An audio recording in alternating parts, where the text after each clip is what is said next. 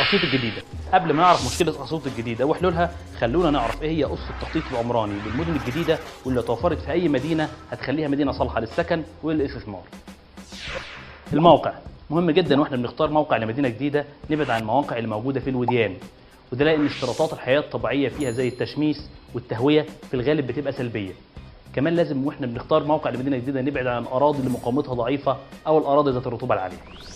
المناخ مهم جدا ان ندرس مناخ الموقع المطروح كموقع للمدينه الجديده، زي متوسط درجه الحراره، كميه السحب والامطار، درجه التشميس، وقوه الرياح واتجاهها.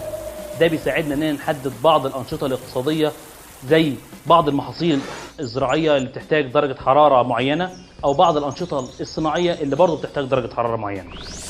ده بيدينا فرصه اننا نحدد اتجاه الشوارع وعرضها مع الرياح المسيطره على المدينه، بالاضافه لتباعد الابنيه داخل المدينه والمساحه الخضراء، ناهيك عن استخدام الرياح كمصدر للطاقة الكهربائية وتخزين مياه الأمطار كمصدر لمياه الشرب. المساحة، متوسط المساحة اللي بيحتاجها الفرد من 60 متر ل 100 متر، وده بيدينا الحد الأدنى لإجمالي المساحة اللي هنحتاجها للموقع الجديد. المواصلات، مهم جدا يكون في طريق للمدينة أو طريق يمكن إيجاده، ما يكونش الطريق ده صعب زي نقب مثلا. كمان بالإضافة لشبكة مواصلات جاهزة أو يمكن إيجادها زي تاكس، ميكروباص، أو وسيلة مواصلات سريعة زي المترو. أسيوط الجديدة. تقع أسيوط الجديدة شرق النيل على طريق القاهرة سوهاج، على مسافة حوالي 15 كيلو متر من مدينة أسيوط، ودي تعتبر مسافة كويسة كموقع لمدينة جديدة. تعالوا نشوف مدينة 6 أكتوبر. تقع حوالي على مسافة 32 كيلو متر من مدينة القاهرة. مدينة العاشر من رمضان على مسافة حوالي 50 كيلو متر من مدينة القاهرة. مناخها، أعلى درجة حرارة سجلت لأسيوط الجديدة كان 44 درجة صيفا وقت تعامد الشمس، وده نفس متوسط درجة حرارة المنيا الجديدة وسوهاج الجديدة. المياه، أسيوط الجديدة بتتغذى عن طريق مأخذ ومحطة تنقية بطاقة 26,000 ل 52,000 متر مكعب، بالإضافة لشبكة مياه تم تنفيذها بطول 207 كيلو متر، وده ما يخليش في أي مشكلة في المياه العذبة في أسيوط الجديدة. بالإضافة لصرف مياه الصرف الصحي بيتم صرفها على محطة أبنوب الفتح، بالإضافة اللي تم تنفيذ شبكة صرف صحي بطول 144 كيلو متر.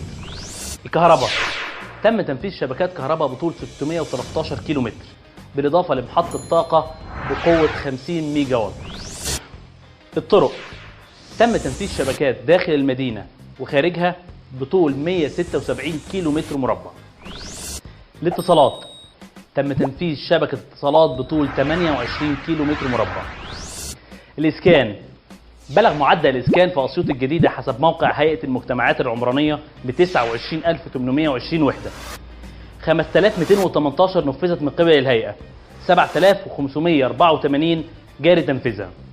17,000 وحدة نفذت من قبل القطاع الخاص، 5,219 بمنطقة ابن بيتك، بمعدل إسكان 750,000 نسمة. قطاع الخدمات، في أسيوط الجديدة 10 مباني تعليمية، 9 مباني خدمات صحية، و8 أسواق تجارية، و4 مساجد وكنيسة، و11 مبنى خدمات اجتماعية، و8 مباني خدمات عامة، بالإضافة ل10 مباني نفذت من قبل القطاع الخاص و12 مبنى جاري تنفيذهم.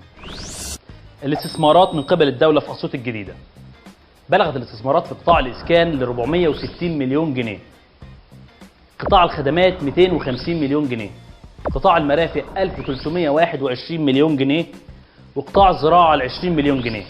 يعني أكثر من 2 مليار ونص أنفقت من قبل الدولة على أسيوط الجديدة على مدار 15 سنة، ناهيك عما تم إنفاقه داخل مدينة أسيوط الجديدة من أهل أسيوط. وهديكم بعض الأرقام لبعض المناطق داخل المدينة. منطقة ابن بيتك فيها 5000 مبنى، مساحة المبنى 75 متر وبياخد 4 أدوار.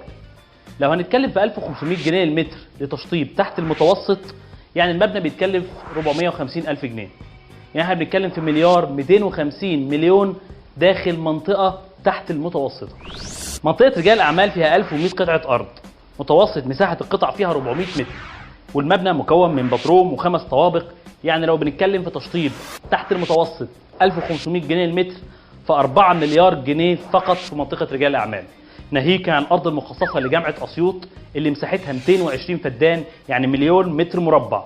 لو هنتكلم في تكلفة المتر للبنية التحتية فقط 250 جنيه، يعني 2 مليار 250 مليون فقط في الأرض المخصصة لجامعة أسيوط. حي الزهور، حي الفيلات، المرحلة العاجلة، بيت العيلة الأول والثاني والثالث، أراضي شمال الجامعة، التوسعات الجديدة والرحاب، أنفقت ملايين وما زالت تنفق حتى الآن. الحلول، أحد أهم حلين لحل مشكلة أسيوط الجديدة في المرحلة الحالية هي أولاً حل مشكلة طريق أسيوط الجديدة، وده عن طريق حاجتين، إما عن طريق إنشاء كوبري مشاة أعلى مداخل القرى، أو كوبري علوي للسيارات أعلى مدخل كل قرية، وده هيخلي الساكن يبلغ مسكنه لو ماشي على سرعة 90 كيلومتر في الساعة في ظل 15 دقيقة. الحل الثاني هو نقل المصالح الحكومية الهامة اللي من طبيعتها بتحتاج تكون خارج المدينة، زي مبنى المرور والسجون.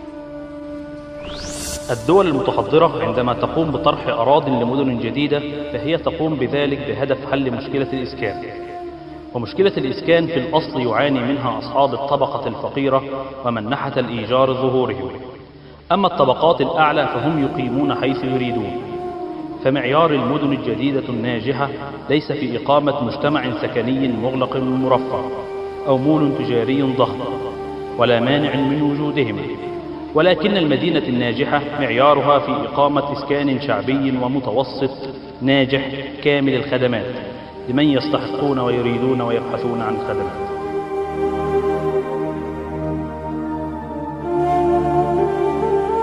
أرجوكم صلحوا مفاهيمكم عن مثابة أسيوط الجديدة، محدش متضرر من الوضع ده إلا إحنا.